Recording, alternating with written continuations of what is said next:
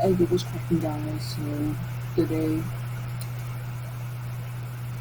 I just made a go here, and basically, guys, I'm gonna explain all these great buildings here.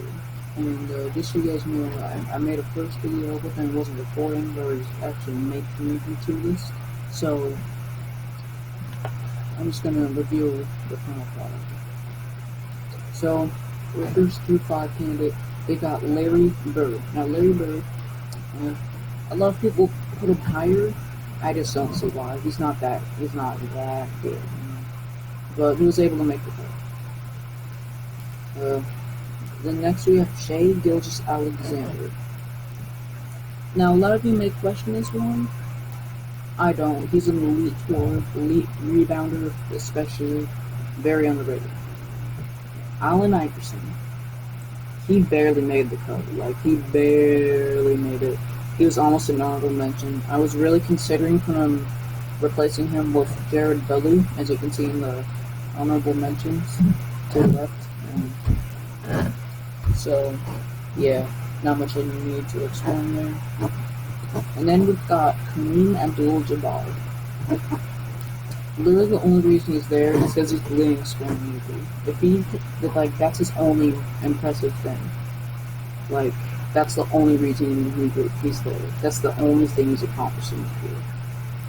Then we've got Thon Maker, elite rebounder, elite defender, and a pretty good shooter. What else can I say? And then next we got Malik Monk. Now, originally he was I think tier 3. But I don't know. I just came to the conclusion, yeah, he's not that good, you know. So that's what's there. Yeah. And then we've got Kyle Lowry, a very underrated player, one of the greatest point guards of all time. Elite scorer, elite defender, and well, he's an awful playmaker, but he could also rebound sometimes. And then for tier 4, we've got Lewis Williams. He has great starting numbers on the Clippers. One of the greatest point guards of all time. Hands down. And then we've got Jerry Lucas. A lot of you guys may not put Jerry Lucas here. A lot of you guys may not even know who he is. He played for the Knicks in the 70s, and easily one of the greatest players of all time. Easily. If he played today and he was putting up the numbers that he did, and I think his numbers were 35 points a game, 26 rebounds, 8 assists, and then 6 blocks. No, not 6. 2.5 blocks, and then it was 2 steals. Those are some of those elite numbers. But if you played in the 70s, things back then are not really as impressive as they are right now.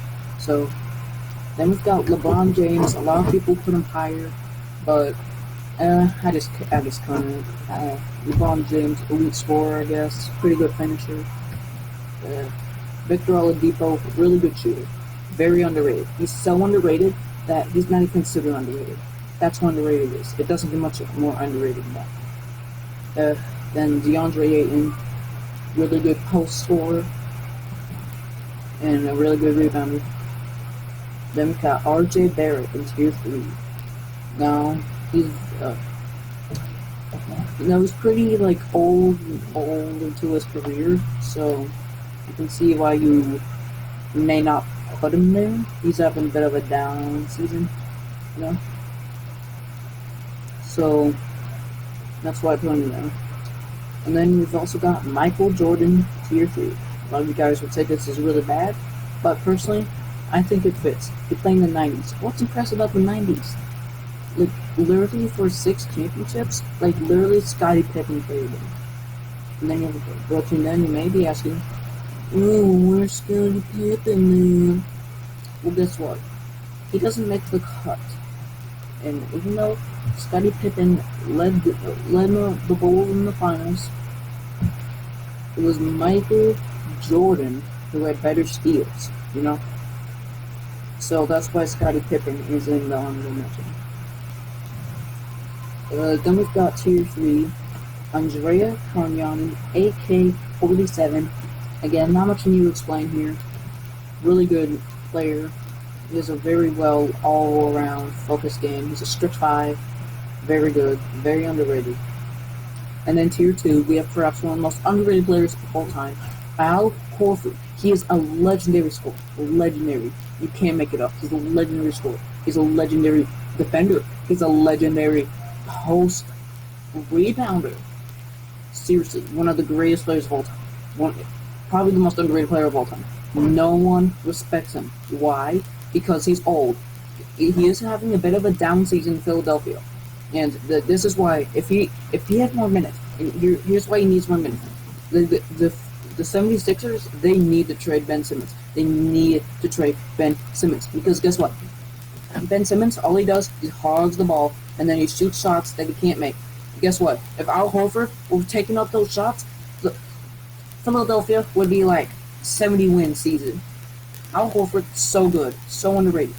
They need to trade Ben Simmons. He's taking up all the shots. Because guess what? Ben Simmons, he's a point guard, and he can't shoot. He can't rebound, and he can't defend. He's an awful player. He's so overrated. So overrated. And then Al Horford, guess what? When he was on the Celtics, one of the greatest players of all time. Greatest players of all time. And I know he's a bit young, so no, he's actually a bit old, but there's still plenty of years for him to progress. He's in his prime. He is in his prime right now. And no team has been taking advantage of that. Why? Seriously, why? That's my only question. But Al Horford, legendary shooter, legendary rebounder, legendary finisher, legendary playmaker, legendary defender. If I were to pick one all-around game, the greatest all-around player of all time, it's going to be Al Horford. Alright, and then our next candidate, you may argue with this one, John Wall. Now, a lot of people put John Wall tier 1 over. We'll get him. So, a lot of you guys may be thinking that this is one of the worst placements of all time. Seriously. And I definitely see where you're going with that. But seriously though. But John Wall, he is arguable. No, he probably is a better shooter. Yeah, he's a better shooter than Al Horford.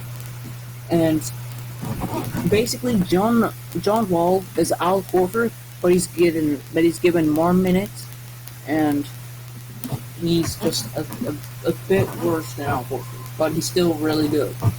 And yeah.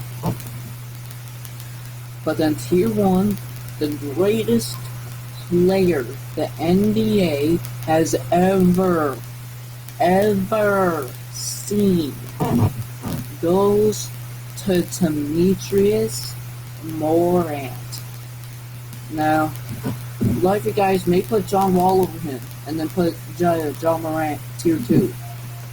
But the reason I put John Morant over John Wall is because he is easily the greatest shooter, the greatest playmaker, and he's a really good rebounder, really good defender, and perhaps the greatest finisher in NBA history. Now,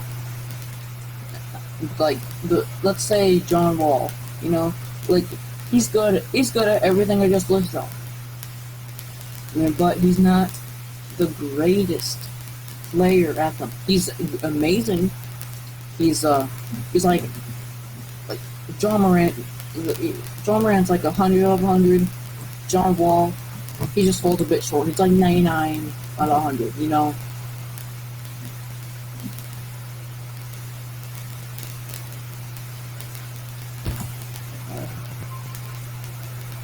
Sorry, my PC fell off.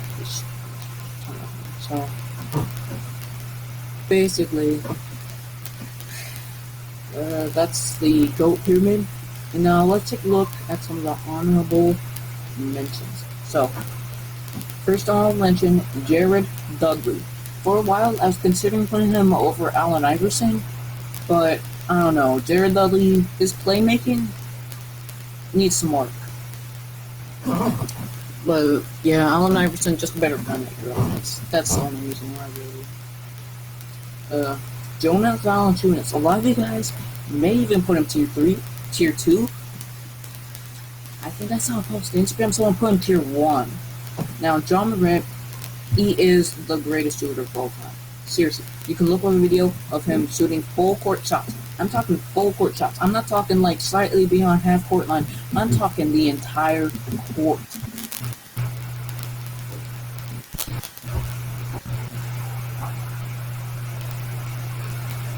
So, there's a video of him shooting 25 shots out there.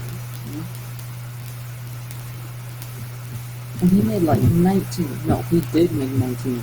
He made 19 shots. 19 25 full court shots. Great shooter of all time, without a doubt. Jonas Valanciunas is a sport shooter.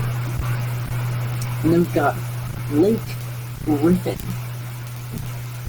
A lot of you guys may put him tier 4, maybe even tier 5, but he just didn't make the cut because he's an awful rebounder and an awful post defender. And we've got Donovan Mitchell, perhaps the greatest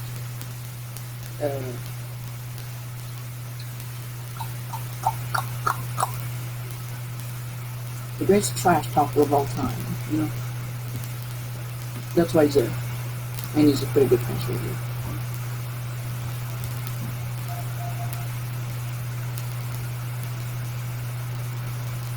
Tugs, we have bomb pots. Tugs. You know when like the video when I was making the tier list? Turns out I wasn't recording. So I'm making a video right now while I'm like just revealing what it already means. Alright, anyway guys, so the next honorable mention we got Rudy Gay. Legendary finisher, legendary post defender, legendary rebounder, but he didn't make the cut. Then we've got Rudy Gobert, one of the greatest shooters, outside scorers I have seen. Seriously, look at his jump shot. It's really good. Just look at his jump shot. Legendary. Then we've got Magic Johnson. He's very overrated. And then he's a really good rebounder, which is why he's in the honorable mentions. And then Scottie Pippen. Scottie Pippen, the only reason he's there is because he carried Michael Jordan to the finals like 6 times. So then we've got Steve Kerr. He also carried the Bulls to the finals alongside Scottie Pippen, and that's why he's there. Bobo, one of the greatest shooters and defenders. Okay, maybe not shooters, but he's a really good like mid-range artist, you know, but not like outside scoring, you know. And they've got Kobe Bryant. All I can really say about him is that he managed to get, I think it was a scoring champion like 2006, so that's why he's there. But he didn't make the cut because he's a pretty bad outside scorer, awful finisher, one of the worst I've seen, very bad defender, and probably the worst playmaker of all time. Then we got James Curry. If he was given regular minutes, I've seen his potential. He's one of the greatest of all time, if not the greatest, if he was given more minutes. If he was given more minutes to really hit his untapped potential, he'd be up there with John Morant. You know? But unfortunately, he wasn't given many minutes. But when he did get minutes, he was one of the greatest shooters I've seen, one of the greatest finishers I've seen, one of the greatest rebounders, one of the greatest defenders, one of the greatest playmakers even. So that's why he's only an honorable mention. And then we got Kemba Walker, one of the greatest defenders and one of the greatest rebounders and one of the greatest shot blockers. His shot blocking ability, underrated. But that's gonna be it for the pyramid, so be sure to comment down below if stuff that you agree and disagree with. So